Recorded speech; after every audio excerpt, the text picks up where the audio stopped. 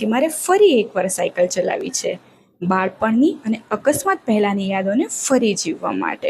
સાયકલમાં બેસવા ગઈ અને પોતાને સંભાળી જ ના શકી. એક ક્ષણ માટે તો મારું સપનું જ રહી ગયું. ટાટા કંપનીની સાયકલ, જે ખૂબ જ લાઇટ વેટ અને દેખાવમાં પણ ખૂબ જ સરસ હતી.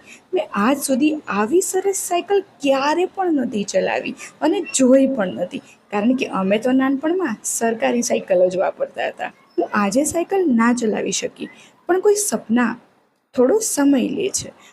એક પગથી હું પણ આ સાયકલ ચલાવીશ અને સોલો ટ્રીપમાં એકવાર તો જરૂર જઈશ. સાયકલ દિવસના ખાસ દિવસ પર જો તમે પણ સાયકલ લેવાનું વિચારો છો તો વિનય સાયકલ મહુવાની મુલાકાત જરૂર લેજો. ભરતભાઈ, જેમને મને મારા ખરાબ સમયમાં પણ ખૂબ સપોર્ટ કર્યો છે.